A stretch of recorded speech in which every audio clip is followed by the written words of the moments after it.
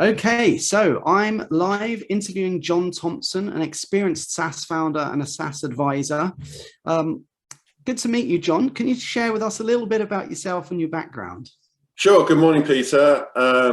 So I've been in SaaS right from the start, really, for about 20 years now, and I co-founded and was CEO of a company called Commerce Decisions, which was a really early SaaS procurement platform for complex procurement projects, which most notably to date has supported procurement of actually $500 billion worth of the world's infrastructure over the last 20 years.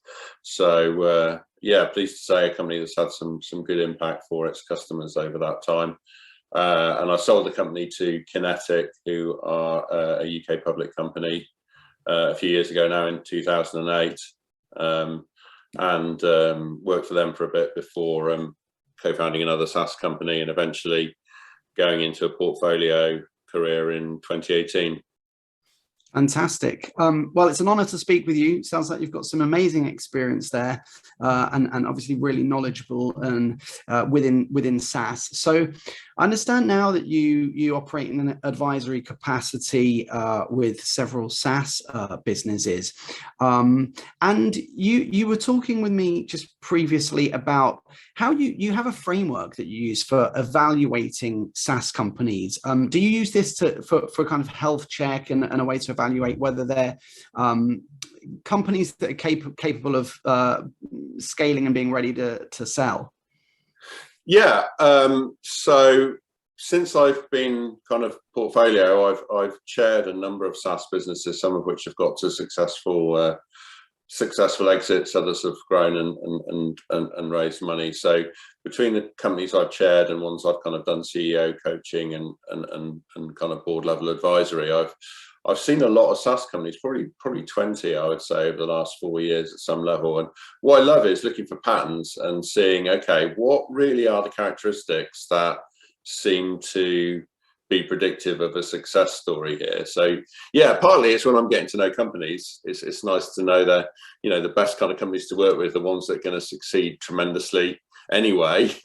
But quite often there's one or two areas where the company needs a bit of work and a bit of adjustment, and I find this model is a useful way of, it's not comprehensive, obviously there's so much to SaaS, but sometimes within a half an hour with the founder, I can kind of agree with them, okay, this is probably one of the areas that we need to work on. So I found it really useful, and offer it to the guys I work with as well as a way of kind of diagnosing their own SaaS and finding areas to focus on. No, it sounds great. It sounds great. And I think a lot of SaaS founders in our audience and our Facebook group will benefit from hearing about this process for like you say, for evaluating their own businesses. Would you be able to talk us through these 7 points that you evaluate and how that gives you an overall picture of the SaaS businesses that you operate with? Yeah, happy to, Peter. So, and none of this is like rocket science, by the way. I hope people who listen to it are going to go, yeah, this is really obvious. But I don't apologise for that. I think simple frameworks can be great. So I see this like a formula. So you kind of got a line in the middle of the formula. On top of the formula, you've got 4 things that add to growth. And if you can multiply them together and they're all strong, it gives you a good natural growth kind of dynamic. And then on the bottom of the equation are the things that divide from that and take away from growth, and can kill your SaaS. So it's kind of part 1 and part 2. Part 1 is the good things and part 2 is the bad things that I look for, and there's 4 good things on the top. So the first 2 of those are to do with ROI, and I think we all know that you need to kind of have an ROI spreadsheet so the CFO of the client can understand the logical and financial reasons for buying the SaaS. It's amazing often people don't do that, but there should be, in my humble opinion, a clearly articulated, capable of being in a spreadsheet way of describing how the buyer's going to get 10 times their money back if they work with your SaaS. If you've got that, it's a good hygiene test. But actually, it's not the only thing on ROI. The big, powerful thing on ROI is emotional ROI. So why is this something that one of your that your your target is going to do as a discretionary thing.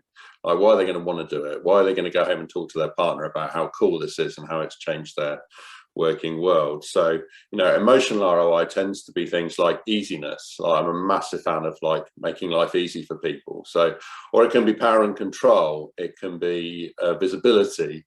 But it's not obvious financial related things, and it's stuff that kind of, you know, gets you. So yeah, one company I chair, we can really quickly tell our trialists the 5 of their customers that are going to churn in the next month, and it's like, boom, you know, that's emotional, you know, and it's true, and they didn't know quite often. So, you know, delivering some of that kind of emotional pack, I think, is really, really important. And in my own SaaS company, when we pitched it initially with a very visionary, changing the world of government procurement kind of pitch, and it did, right? But also it helped people get the job done 40% quicker and go home on time and comply with the rules. And some of those things are really compelling for the individuals we work with. So yeah, so number 1, financial ROI, number 2, emotional ROI, and number 3 is difference. So, you know, it's really hard to be different in SaaS, and if in doubt, be different. People saying it's completely true. But, you know, and often, you know, VCs love big markets, right? But I quite like getting down into a small enough niche that you really credibly can do something that your competitors either can't do or won't do. So finding that market definition where you've got something with a moat around it is really, really important. It's super easy to be delusional about the level of difference that we've got in our SaaS. So financially appealing, emotionally appealing, different. And then the final one on the top is ecosystem. So ecosystem is really powerful, and one of the most efficient and compelling ways, and I didn't do this in my first company, but I have seen it done since, is the coattail on the success of some of the juggernauts in the industry. So how are we going to have an ecosystem? I think it's be really crystal clear, like, who are we trying to kill and who are we helping? Like, us being around, who does that really help?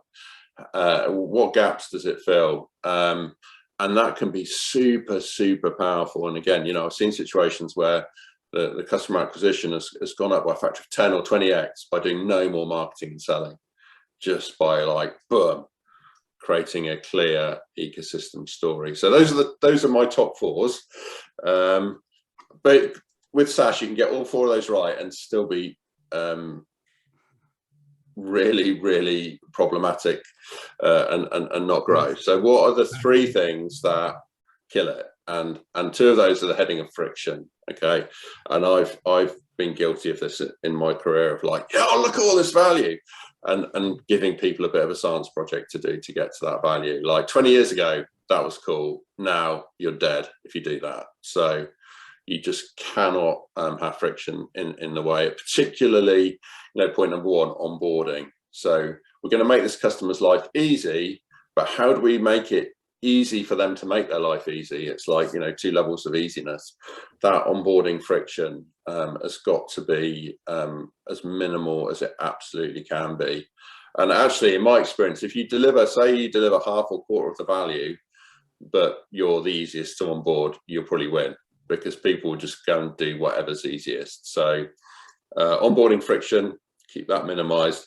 And then operating friction. So once you have onboarded them, you do want to deliver those ROI benefits in a way that doesn't like make them tear their hair out. So 2 flavors of friction, and the final one is price, because get price wrong and that can really kill it as well. And there's obviously a bit of a science to those. So yeah, after 20 years in SaaS, Peter, those are the 7 things that I care about. And obviously, like, metrics are important, and CAC to LTV and payback periods, and, you know, all that stuff, like, that's really super important as well. But kind of everybody knows that. So those are my 7. I mean, they're obvious, but slightly less obvious things to think about. I've really enjoyed hearing the way you think about things and the ideas, and obviously, you know, you've seen this many times over, and so you've developed those insights. So it maybe seems more obvious to you than it is to other people, you know, particularly founders on their first SaaS.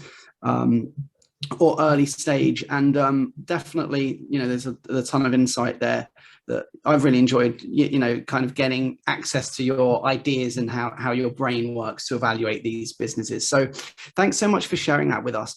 John, is there some way that people listening can check out what you do, a little more information about you? Yeah, I mean, I don't really have a website or any content. Like, all the work I do comes to me by network and recommendations, really. So yeah, I'm not always that easy to spot, but like, if you Google John Thompson SaaS, you've got a pretty good chance of finding me. Like, there's so many John Thompsons in the world, it's unbelievable. But John Thompson SaaS, you'll be able to track me down and find my LinkedIn and ping me on there. Always happy to chat to people. I've got a pretty busy current portfolio, so yeah, I'm not on today, Peter, sort of drumming up business, but if anyone wants to chat, probably LinkedIn's the best way to find me. Certainly. Okay, well, if you're happy for me to do it, I might add a link to your LinkedIn profile. Sure, of course. And yeah, really just appreciate your time and your insight that you've been happy to share with us. So thanks again for joining us, John. Really enjoyed the chat. Pleasure, Peter, and thanks for having me on today. You're welcome.